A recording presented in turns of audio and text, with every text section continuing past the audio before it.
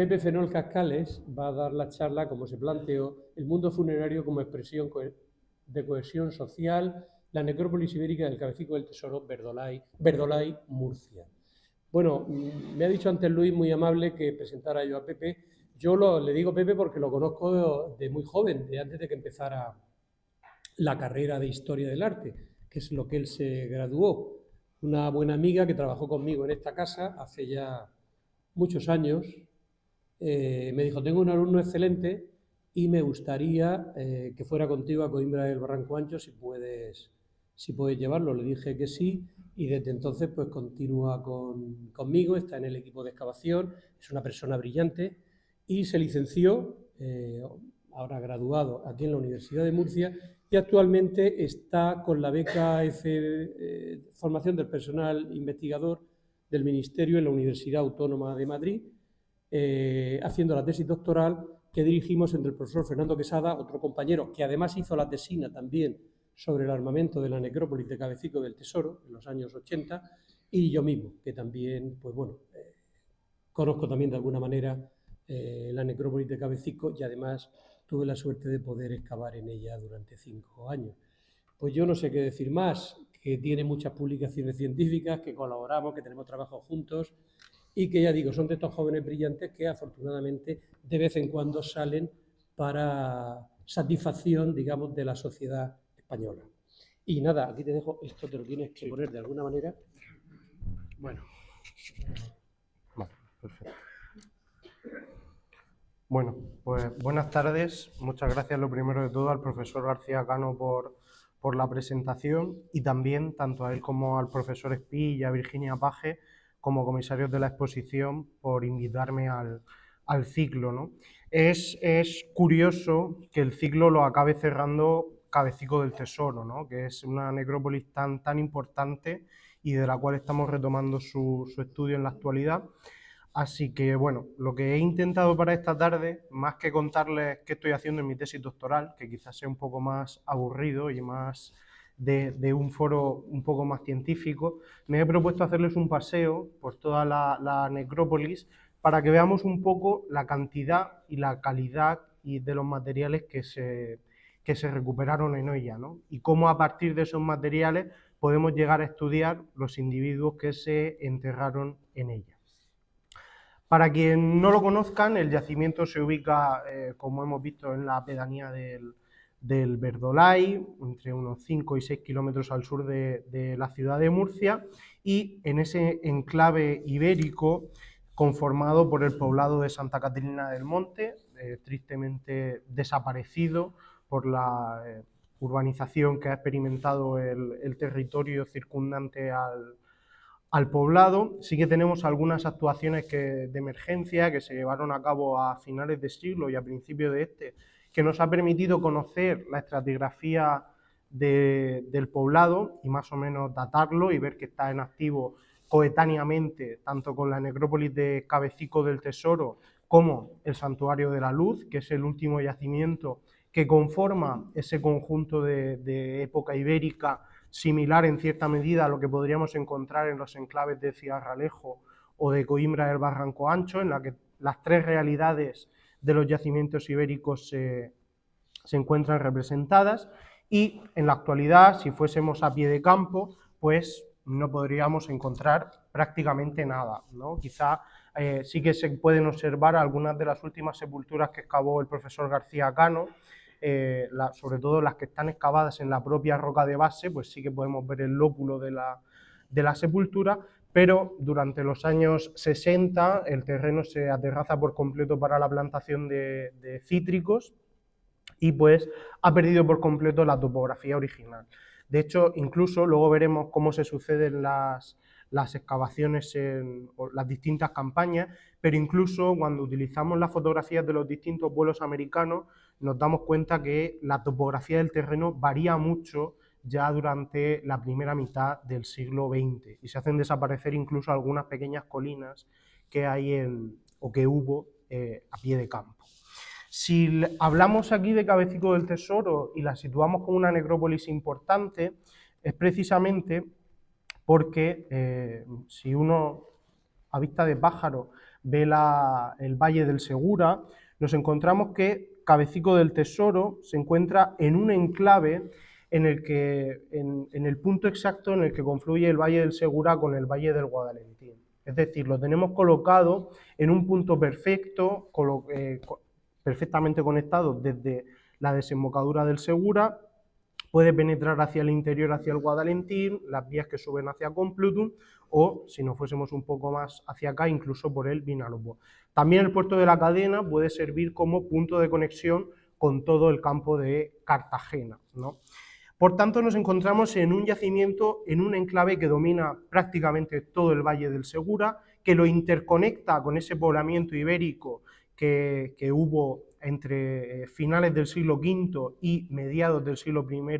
antes de Cristo, y así lo prueban los múltiples registros de materiales que tenemos, ¿no? Una prueba de que este material está perfectamente conectado, no solo con la costa, sino también con otras realidades mediterráneas, es la cerámica ibérica, la cerámica griega, perdón. Una cerámica que está presente en la mayoría de los enclaves ibéricos en fechas antiguas, durante la primera mitad del siglo IV o muy finales del siglo V,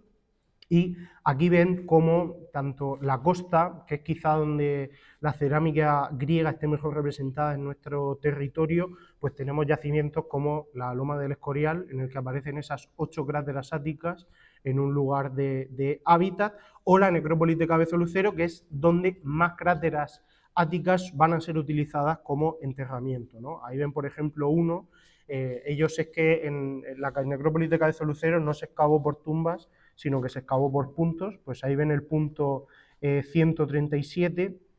que ven un plato de pescado al fondo y la crátera utilizada como urna para el enterramiento, ¿no? También esto se ha musealizado, y es que el contacto griego con los íberos a finales del siglo V y la primera mitad del siglo IV supone una excelente dinamización de la cultura indígena que aquí encontrábamos, ¿no? Así lo atestiguan, aparte de los múltiples registros que tenemos, pues piezas tan célebres como el Hinocoe de Alcantarilla, que pueden ustedes ver en la exposición, o que la escritura que se utilizase en esta época y en este ámbito sea el greco-ibérico.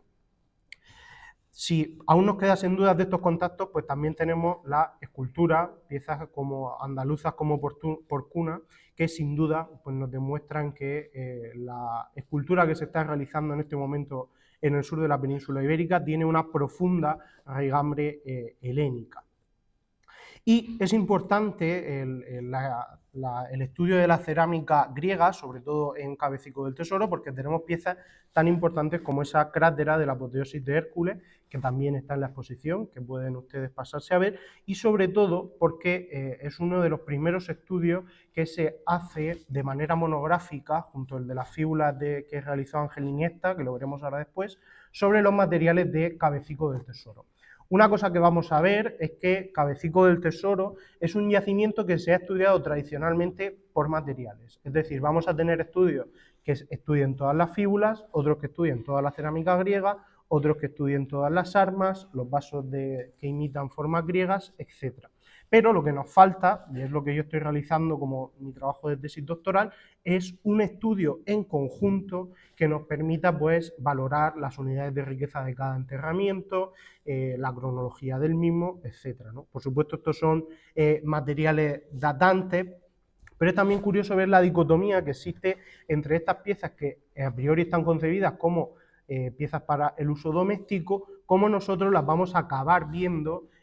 recicladas y amortizadas en los contextos funerarios, ¿no? Estas son piezas que suelen servir para el servicio de mesa, para el consumo de líquidos y de alimentos, pues en la necrópolis probablemente acabasen desempeñando otro papel, ¿no? De hecho, hay un debate absolutamente candente dentro de la investigación, que es ver si realmente existen los silicernia o estos grandes banquetes que se podían dar en el momento de enterrar al difunto y que podrían tener como resultado pues algo parecido a este depósito bajo la tumba 20 de los Villares en Albacete, que pues son más de medio centenar de piezas de importación áticas que se amortizan junto en un depósito dentro de la propia sepultura, ¿no?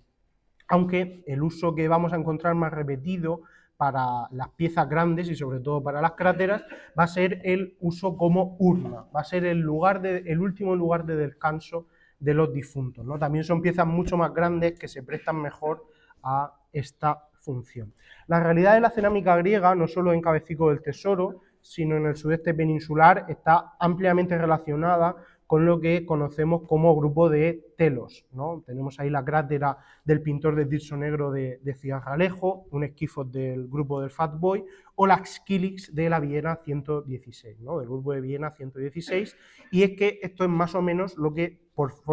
norma general, si nos encontramos una tumba que tiene cerámica griega en el sudeste, lo más probable es que tenga alguna de estas piezas, quizás un quilis esquifos del pintor de Q, pero bueno, esta es más o menos la realidad material que vamos a encontrar tanto en Cabecico del Tesoro como en el resto de ese mundo de contestano que hemos visto en los mapas anteriores, ¿no? Una cosa muy curiosa, precisamente para el estudio y para ver cómo estaba llegando esa cerámica griega que tanto va a influenciar el mundo ibérico, pues es este grafito que publicó el profesor Domínguez Monedero hace unos años, ¿no? Que es Hoy, que alude a que probablemente sea el conjunto de vasos que tiene decoración, ¿no? Estos vasos vendrían en los barcos apilados y el mercader o el que los repartiese no podía estar ahí dándole la vuelta vaso por vaso a ver si lo podía vender a 5 o a 10 por si estaba pintado o no. No obstante, dentro de esa realidad material que aparece no solo en Cabecico del Tesoro, sino también en otras necrópolis, también hay otros materiales mucho más excepcionales, de los que solo conservamos una pieza prácticamente. El grupo de las Lecánides sí que es un poco más amplio, pero bueno, tenemos también piezas del pintor de Cadmos o de la Pelique. Estas son todas de Coimbra del Barranco Ancho, no son de Cabecico. Pero bueno, vean que hay excepciones dentro de la realidad material. Y volvemos un segundo al mapa que les dibujaba con anterioridad para ver que ese mapa de los lugares en los que estamos encontrando cerámica ática durante la primera mitad del siglo IV es ciertamente parecido al mapa de los lugares, sobre todo de necrópolis ibéricas, en los que va a aparecer el fenómeno de la escultura. No me voy a detener en extenso sobre esto porque ya habló el doctor Robles sobre el tema en la conferencia anterior y ya nos habló del taller del Valle del Segura y del corredor de Montesa en extenso, pero bueno, más o menos una cosa que llama la atención es ver cómo hasta qué punto esas vías de penetración por las que también va a estar entrando la cerámica ática son ciertamente similares a los enclaves en los que vamos a encontrar escultura ibérica. La escultura ibérica que vamos a encontrar en Cabecico del Tesoro, tenemos 47 piezas, la mayor parte de ellas son relieves no figurativos, que también estudió el doctor Robles para su tesis doctoral, y tenemos pues toda otra serie de piezas integradas por imágenes antropomorfas y zoomorfas. Una cosa que hemos podido llegar, debido al nivel de conocimiento que tenemos en la actualidad sobre la escultura ibérica, es que esos paisajes funerarios que reconstruíamos a finales del siglo XX, con monumentos como de este tipo, que llamaban monumentos con ventanas, realmente no existen. Estos monumentos que también se habían dado en algún caso para Cabecico del Tesoro, pues a día de hoy sabemos que esos restos que se habían interpretado como de un monumento funerario de tipo ventana, no saben, bueno, en mi opinión no existen, pero bueno, hay autores que quizás aún puedan seguir defendiendo que existen, ¿no? Se tratan en realidad de fragmentos de pilares estela, ¿no? De esas nacelas de gola de pilares estela, como esta de Cabecico del Tesoro, que integran esos monumentos, que eso es el monumento por excelencia escultórico durante el siglo IV y en las necrópolis ibéricas. Para el conocimiento de la escultura también hay ya obra publicada, la que pueden ustedes consultar si les interesa el tema, el artículo que publicaron Virginia Paje del Pozo y José Miguel García Cano, y ese último artículo que publicó Robles Moreno hace unos meses sobre los relieves no figurativos, que es el tema que él ha utilizado en su tesis doctoral. Viendo un repaso sobre la escultura de Cabecico, pues generalmente el cálculo se ha hecho con que habrían entre 8 y 10 monumentos en uso en la primera mitad del siglo IV. Una cosa curiosa de Cabecico del Tesoro es que Gratignano Nieto estuvo un tiempo empeñado en que la escultura, como aparecía completamente machacada, era porque durante la Segunda Guerra Púnica todas las piezas se destruían. Sin embargo, solo hace falta ver un par de sepulturas para darse cuenta que estas piezas están recicladas con bastante tiempo anteriores a la Segunda Guerra Púnica, por lo que pues debe de ser algún contexto en el que en mitad del siglo IV estas piezas se acaban cayendo, probablemente porque son piezas y son edificios que no utilizan cimentación y por tanto al cabo de un par de generaciones se ha perdido la memoria del monumento y este acaba cayendo. Porcentualmente, el número de esculturas que encontramos en Cabecico es, por ejemplo, mucho más representativa que en Coimbra del Barranco Ancho, pero muy inferior a otras necrópolis ibéricas de la región de Murcia, como en Ciudad-Realejo, donde tenemos más de 200 fragmentos escultóricos, ¿no? Quizá la pieza más importante dentro de la necrópolis de Cabecico del Tesoro sea precisamente esa que hemos visto antes, la escultura masculina sedente, que es un ápax dentro de toda la escultura ibérica en general. No tenemos o no conocemos otro ejemplo en el que el prototipo iconográfico de personaje sedente se utilice para una figura masculina en vez de para una femenina, aunque no suceda en la península ibérica o en la cultura ibérica, sí que encontramos paralelos como por ejemplo estas esculturas de dioses sedentes conservadas en el Museo Británico que proceden de Grecia. Como ven, en estas diapositivas también tenemos representadas otras especies, sobre todo zoomorfas, algunos caballos y algunos morros de carniceros, adscribibles a lobos o a leones, y que pudiesen funcionar tanto de manera autónoma y de forma exenta o de manera similar a lo que lo hacen los jinetes de los billares, o depender como remate zoomorfo de los pilares estela, ¿no? Que sean esa última escultura que se utiliza para rematar los pilares estela. Junto a ello también tenemos algunos elementos muy singulares, esculpidos en piedra y que dependen del arte mueble. Una de ellas es esta esfinge que habrá que estudiarla con detenimiento cuando acabe la exposición, pero probablemente pudiese ser un reciclaje de una de estas cajas en piedra funeraria. No se dan en este territorio, es una cosa que prácticamente solo existe en la necrópolis granadinas, en Tutubi, en Galera, ¿no? Pero que por tamaño y por tipo de pieza, incluso si se dan cuenta, parece que ese pedestal en el que está recostado el animal de esta pieza del Museo Arqueológico Nacional, pues no es, o sea, es semejante al de la pieza de Cabecico del Tesoro. Por lo que, pues quizá podamos estar hablando de un reciclaje. Habrá que ver la pieza y sobre todo verla por abajo para ver cómo está trabajada y ver si podemos documentar las huellas del herramental que se pudo utilizar para arrancarla de esa caja y traerla hasta Murcia para acabar formando parte de un ajuar funerario. No es esta pieza la única que nos remite al mundo funerario fuera de la Contestania, ¿no? Tenemos también la urna de la sepultura 37, que participa de un tipo de urna que tampoco es propio del mundo contestano, de la región de Murcia, de Alicante y del sur de Albacete, sino que de nuevo nos remite a un prototipo mucho más andaluz, más vinculado con ese mundo funerario de la Bastetania. Son urnas absolutamente singulares porque se confeccionan en una sola pieza y estando aún en fresco se parte la división entre lo que es la propia urna y lo que va a ejercer a modo de tapadera. Como historia singular, si pasan ustedes por la vitrina del museo y ven esta urna de la sepultura 37, verán que está llena de huesos. Lo curioso es que son los únicos huesos que conservamos de toda la necrópolis, porque el contexto en el que se excavó a principios de siglo pues no consideraba que los huesos de los difuntos fuesen una cosa para guardar y se acabaron descartando, ¿no? También es verdad, y parece que es una cosa que quizás se podría estudiar con algún antropólogo físico, pero da la sensación de que ahí hay más de un muerto, que ahí fueron echando todos los huesos grandes que encontraron durante la excavación para acabar conformando esa pieza que vemos ahí. Uno de los vacíos que hay dentro del estudio de la necrópolis ibérica de Cabecico del Tesoro es un estudio pormenorizado de su cerámica ibérica, que también lo estamos desarrollando en el marco de la tesis doctoral. Vamos a dar lugar a una nueva tipología cerámica que recoja la variedad formal de Cabecico del Tesoro.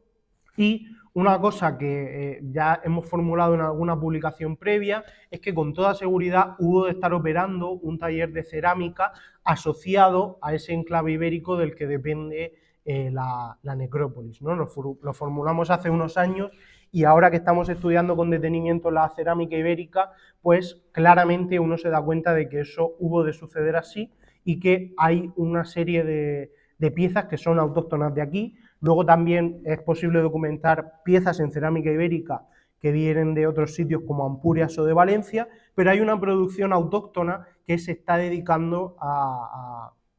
digamos, a suministrar lo necesario dentro de la realidad tanto del mundo del hábitat como del mundo funerario en la necrópolis ibérica de Cabecico del Tesoro. Ven ahí que la producción que hace este taller de Cabecico del Tesoro se reparte por toda la contextánea, tenemos piezas documentadas en muchos otros lugares, y la cronología que le damos es entre finales del siglo III y mediados del siglo I. No les voy a aburrir con esto, los categorizamos la producción del taller en 3 series que son muy representativas. Cuando uno ve una pieza, claramente la puede escribir al taller por el modo en el que se conforma la decoración. Aquí ven, por ejemplo, la sepultura 316, la sepultura que más piezas cerámicas tiene de todos los ajuares, pues que también tiene representada esta cerámica ibérica pintada, ¿no? También hay una serie 2 de la que dependen estos inocoes pequeñitos, que quizás son los que más dispersión tengan por todo el sudeste y que más podamos acotar cronológicamente y quizás hasta incluso darlos como un fósil director, porque una cosa de las que nos hemos dado cuenta es que comparten casi siempre un ajuar tipo, ¿no? Conforman las sepulturas en las que aparecen estas piezas, son casi un ajuar tipo con piezas que nos dan una cronología cerrada, ¿no? Y también hay piezas dentro de la serie, pues mucho más destacadas, como las piezas asociadas a la sepultura 213, que las veremos ahora después, y una tercera serie que conformamos sobre el cálato de la sepultura 500 y otras piezas relacionadas con ella. Cuando digo que la cerámica ibérica no ha sido estudiada, me refiero a que no ha sido estudiada en su totalidad. Por ejemplo, toda la cerámica ibérica con decoración figurativa sí que la recogió el profesor Pérez Blasco en su tesis doctoral, pero sí que nos falta ver, por ejemplo, documentar si existe una evolución dentro de las formas cerámicas y de la decoración, o calcular, por ejemplo, el volumen que pueden llegar a tener algunas piezas que por tamaño son o muy grandes o muy pequeñas y que, como veremos, los consideramos vasos singulares, ¿no? Eso es lo que sucede cuando pasamos a ver con detenimiento las piezas de la sepultura 213. Nos encontramos con un calato de casi 30 centímetros de altura y un inocoe de casi 40 centímetros de altura. Es decir, tenemos dos piezas en las que, por norma general, el cálatos de sombrero de copa lo consideramos un recipiente de almacenamiento, pero nos encontramos con una pieza que no tiene asas, que llena de cualquier cosa sería prácticamente imposible levantar del reposo, y un inocoe que es prácticamente imposible de llenarlo, porque por el diámetro que tiene no entra en ninguna ánfora para llenarla de vino, habría que levantar todo el ánfora para verterlo encima. Es decir, nos encontramos ante dos vasos que no sirven para lo que la forma que tienen está documentado dentro del mundo ibérico, ¿no? Lo mismo sucede con el caso del cálato de la sepultura 500, ¿no? Y una cosa que hicimos hace poco y que se publicó a finales del año pasado, pues es calcular realmente cuál es la capacidad en litros que tienen estos recipientes, ¿no? Y lo que vemos es que tienen alrededor de los 15 litros y que si uno los va llenando de cosas, pues prácticamente se encuentra con una mole prácticamente inamovible que no permite pensar que esa pieza haya tenido un uso previo. Es decir, nos encontramos tanto en la sepultura 213 como en la 500 que son vasos realizados ex professo para ser utilizados como urna funeraria. Además, a ello se suma el que tienen una iconografía que tradicionalmente se ha vinculado como animales propios de la protección como los hipopompos y apotropaicos, digamos, ¿no? Como protectores de la tumba y del propio difunto, pero también protectores del viaje hacia el más allá, ¿no? Tienen también una de las piezas más excelsas que pueden ver en la exposición, el Kernos de la Sepultura 20 de la necrópolis de Lorca, que esos 3 vasos que tienen ahí también fueron utilizados como una funeraria y que además pues tiene 2 prótomos con cabeza de lobo modelada que pueden tener ese mismo significado, ¿no? De protección y de contención de las cenizas y de los restos mortales del difunto. También ese papel del lobo como un animal protector en la vida ultraterrena aparece en otras piezas, como por ejemplo esta célebre pieza, la caja funeraria de Villargordo, que por desgracia no tiene un contexto exacto, pero que por los análisis que se han realizado en el interior de la caja, sí es posible documentar que contuvo cenizas en su interior, ¿no? Al igual que los calados que hemos visto. Por tanto, parece que hay toda una producción cerámica que se realiza ex professo para amortizarse dentro de las sepulturas, y este es un fenómeno que se da en toda la necrópolis ibérica, pero que creo que hay que estudiar con un mayor detenimiento para el caso de Cabecico del Tesoro.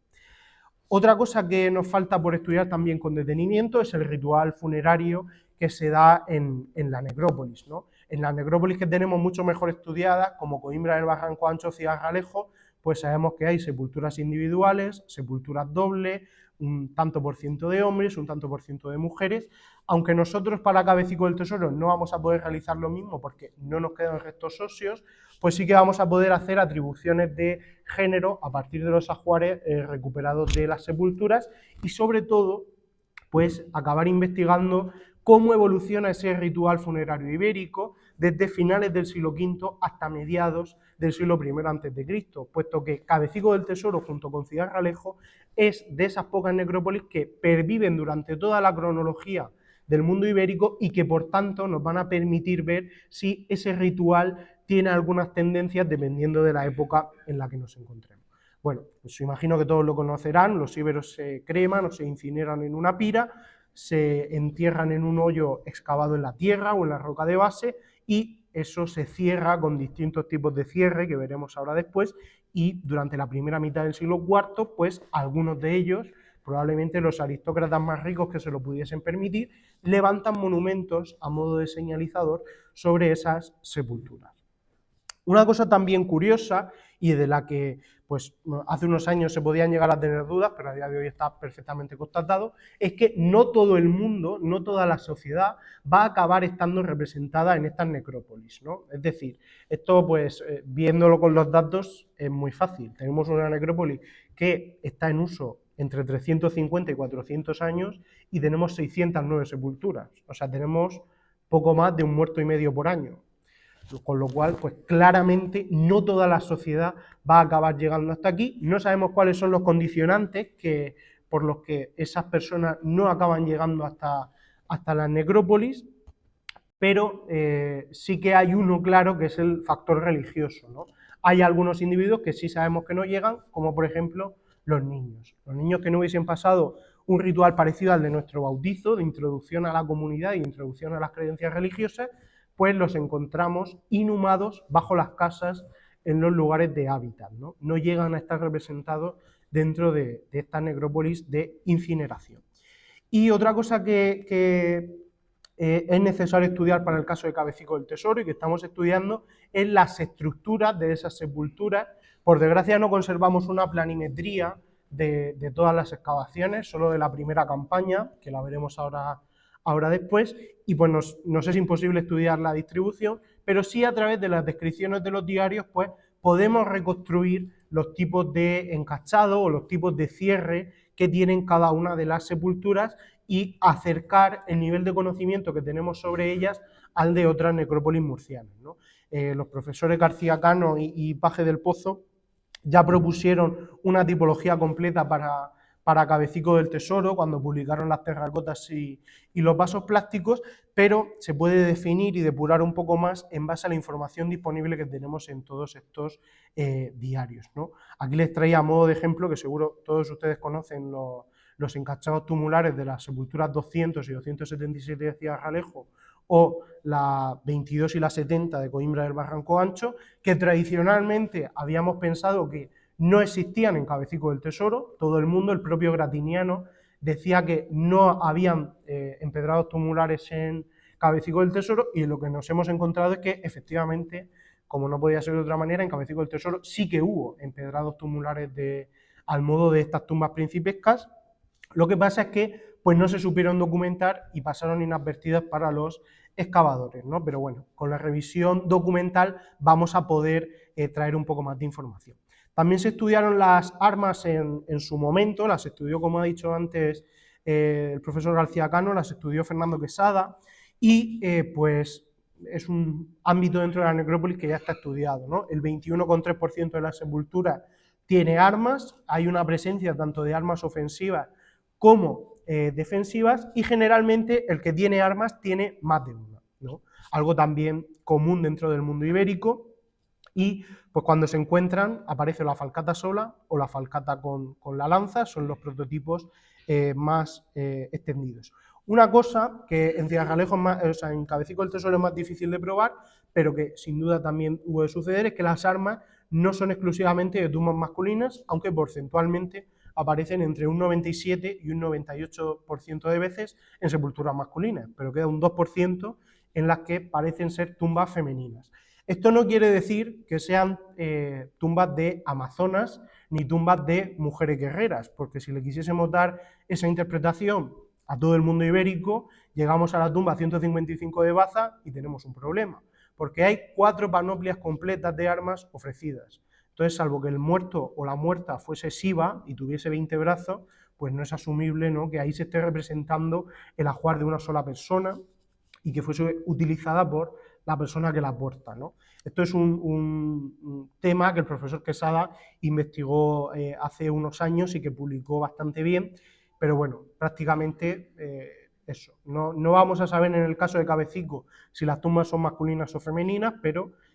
hay que considerar ese margen de error que pueda existir. Por supuesto, están representadas toda la panoplia ibérica, los soliférrea, las lanzas y sus regatones, las falcatas, incluso una pieza muy curiosa, que son estas placas de cinturón, o que pueden pertenecer también a un faldellín o a un cardiofílax, según las últimas investigaciones del profesor Graels, y que pues son unas placas que aparecen en Cabecico del Tesoro y en la Osera, en Castilla-León, ¿no? O sea que es una distribución de piezas un tanto extraña y que tradicionalmente se consideran casi como un regalo diplomático, ¿no?, de una mujer o un hombre que llegase hasta esa provincia con un lote semejante que hubo de entrar a la península por el Valle del Segura. También la colocación de estas armas dentro de las sepulturas parece responder a un criterio ordenado, ¿no? La mayor parte de las veces las armas se colocan o en paralelo a la urna que contiene los huesos o tocando directamente esta sepultura, la sepultura. Una cosa que vamos a ver después, que no debe ser baladí la colocación del ajuar dentro de la propia sepultura. Y además, la mayor parte de las armas, sobre todo las falcatas, o únicamente las falcatas, encuentran también damasquinados en plata, en las que se representan pues toda una serie de mensajes, tanto antropomorfos, zoomorfos, geométricos y vegetales, un estudio que llevaron también a cabo el profesor García Cano y María Ángeles, que está ahí sentada al fondo, y ven que hay toda una serie de decoraciones que está presente en estas falcatas y que pues probablemente también responda a algún tipo de significado, tanto en el ámbito de la vida como en el ámbito de la muerte. Ven aquí algunas de Coimbra, en la que pues incluso comparten algunos de estos motivos e incorporan otros, como el motivo de las cabezas cortadas, que solo está presente allí. También existe la coroplastia en Cabecico del Tesoro, y les he comentado que ya estaba estudiado antes, pero una cosa curiosa es que tenemos tanto piezas enteras como piezas fragmentadas. Y un fenómeno curioso dentro de las piezas fragmentadas es que casi el 70% corresponden con el rostro del pebetero, ¿no? Esto se debe a un fenómeno dentro de la sepultura que existe, que se llama la pars pro toto, la parte por el todo, en el que una parte de una pieza equivale casi prácticamente a lo mismo que una pieza completa, ¿no? O que la representa en buena medida. Y pues es significativo que de todas las que están amortizadas, que no se conservan al completo, pues porcentualmente casi un 70% son el rostro de la divinidad, probablemente porque sea la parte que mejor defina el carácter simbólico al que quieren aludir dentro de las sepulturas. Y es que estos pebeteros, cuando aparecen en Cabecico del Tesoro, lo sabemos gracias a las excavaciones del profesor García Cano y alguna fotografía antigua, siempre aparecen boca abajo. Los pebeteros aparecen siempre como última pieza que se coloca dentro del ajuar, una vez ya está colocado el difunto y todo lo demás, y lo último que se coloca es la terracota con la cara de la divinidad hacia abajo, como si con la mirada de la diosa pues fuese capaz de transportar hacia el centro de la tierra, hacia el inframundo, el alma del difunto, ¿no? El caso más singular es el de la sepultura 463, que también tiene casi en su totalidad en la exposición, y que además de todo un conjunto de vasos plásticos en torno a los que se puede articular un mensaje iconográfico, pues acaba también de nuevo con ese pebetero, con la cara de la diosa, colocado en la parte superior y pues confeccionando el prototipo de colocación de este tipo de urnas en Cabecico del Tesoro. También hay otras piezas muy singulares, como esta pieza, cuyo paralelo exacto lo encontramos en el Louvre, o otras realizadas a mano, en las que la divinidad se representa también de manera directa, con 3 oferentes frente a ellas, y flanqueando el espacio sagrado, 2 capiteles protoeólicos que nos marcan ese lugar que estamos en un lugar sagrado definido por este tipo de construcción. Les decía que la coroplastia es importante precisamente porque en torno a ella son algunos de los pocos fragmentos que realmente contienen imágenes, y para un historiador del arte como yo, pues es fundamental, ¿no? En una necrópolis en el que la escultura y la coroplastia es donde, y la cerámica pintada en alguna ocasión, el soporte que más imágenes contiene, pues es también el que más lecturas iconográficas posibilita, ¿no? Les decía con anterioridad que esa tumba 463 pues tiene un gallo, una granada, el pie de un difunto y la propia divinidad, ¿no? Y bueno, pues hay lecturas que claramente podemos llegar a vincular con ese mundo mediterráneo en el que está sucediendo, ¿no? Vincularla con la diosa Perséfone y algunos episodios de su vida, pero bueno, en general la granada es un motivo bastante bien documentado, no solo en Cabecico del Tesoro, sino también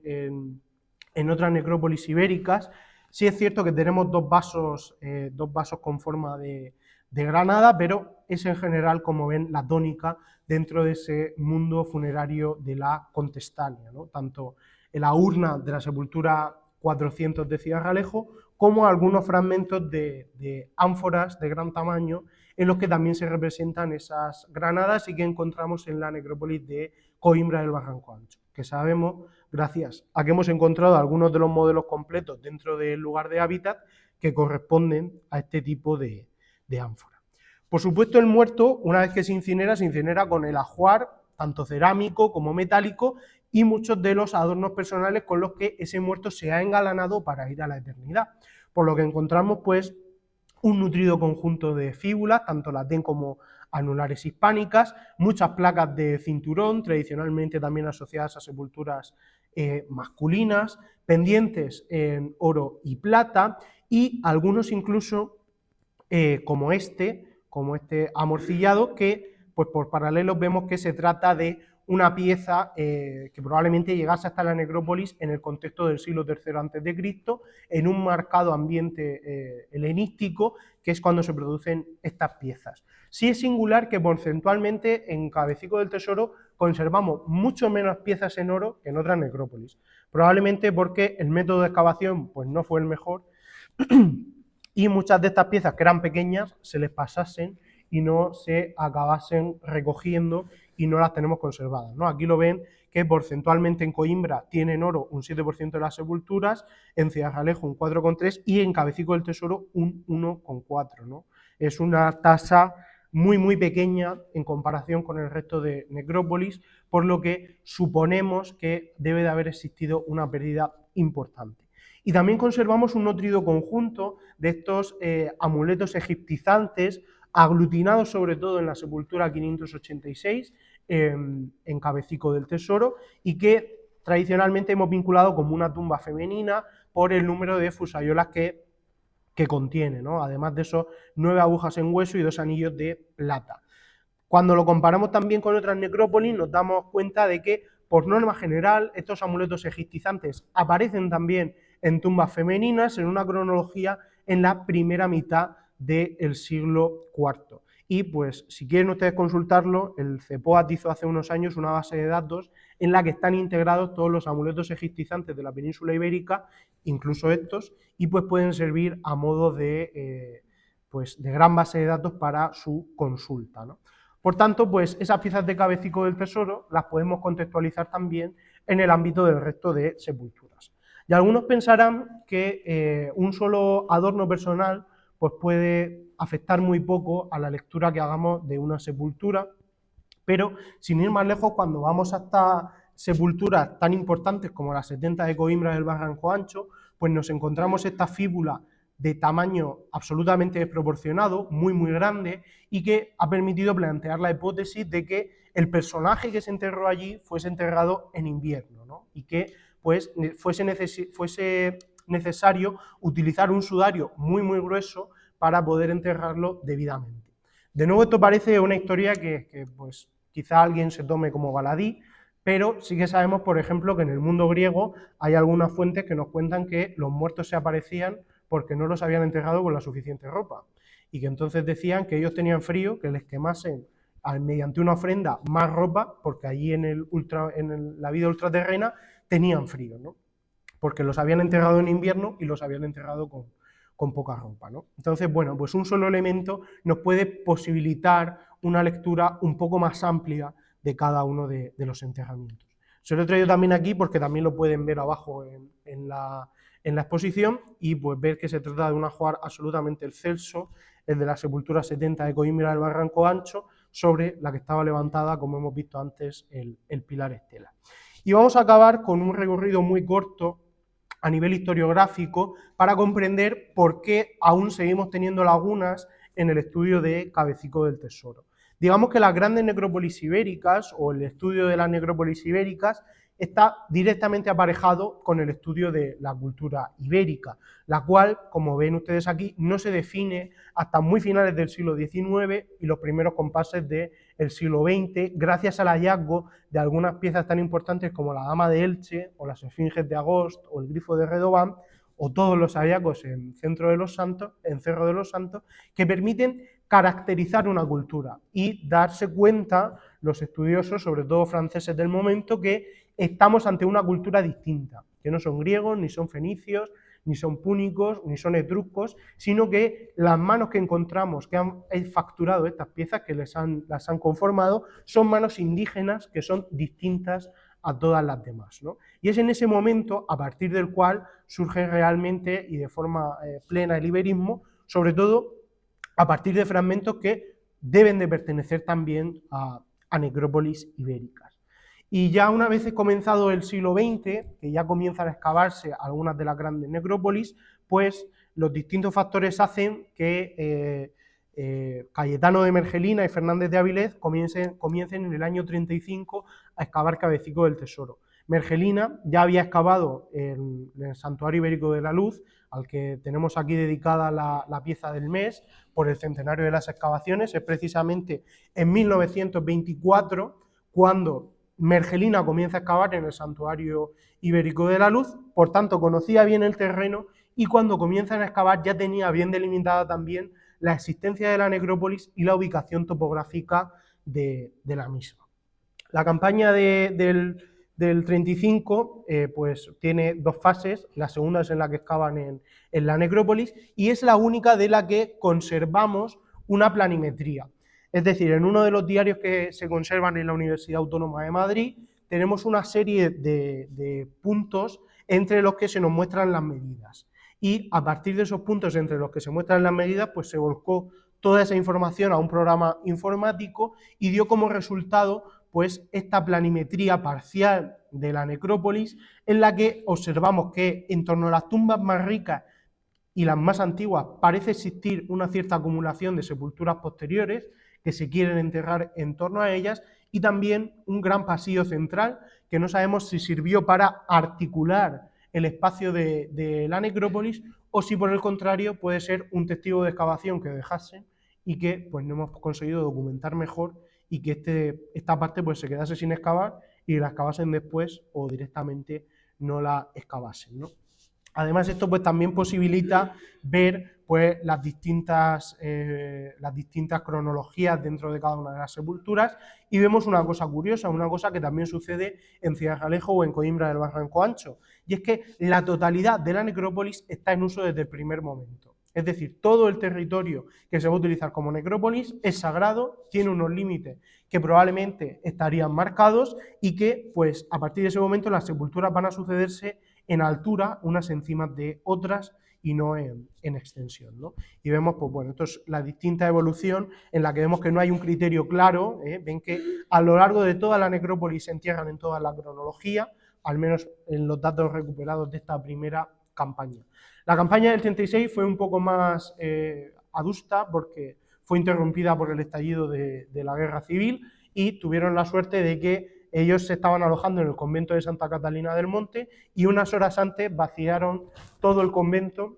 con todos los materiales que tenían allí y lo trasladaron hasta el centro de Murcia, porque el convento ardió unas pocas horas después, ese mismo día 18, ¿no? Posteriormente ya comienza una segunda etapa en los años 40, en la que desde la Comisaría de Excavaciones Arqueológicas se le pide a Mergelina que excave. Mergelina era rector en la Universidad de Valladolid y dice que él no tenía tiempo para excavar, y entonces manda a Gratiniano Nieto Gallo a que excave por él. Excava 3 campañas, en el 42, el 44 y el 55, y es en realidad cuando se excava el grueso de la necrópolis, cuando excava más de, pues lo tienen ahí, más de 400 sepulturas, y por desgracia el método de documentación de Gratiniano Nieto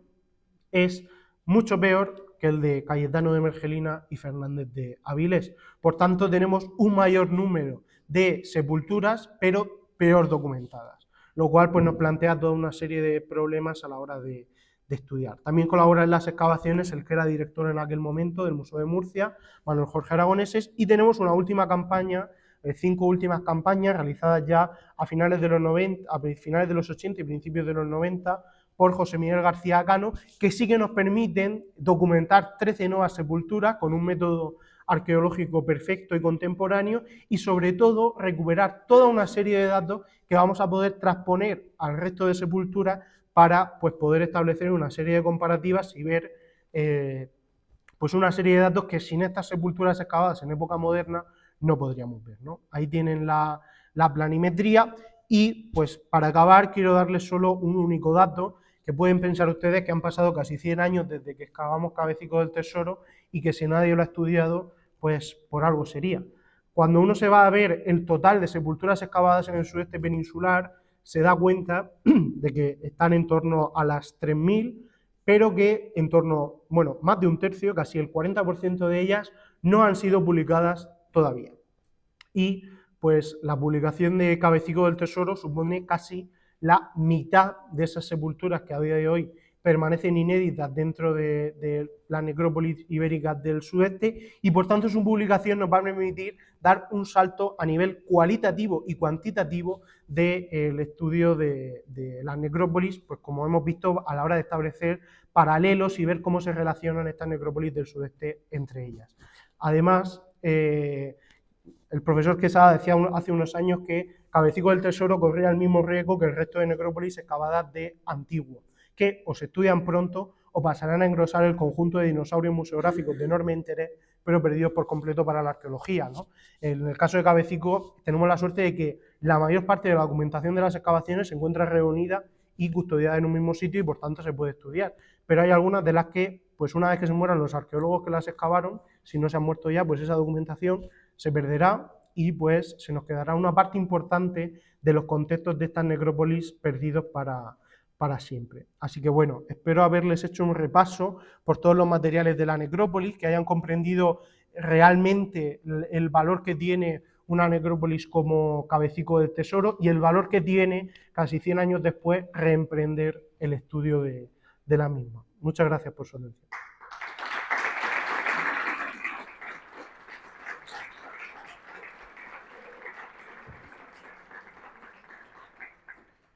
Si alguien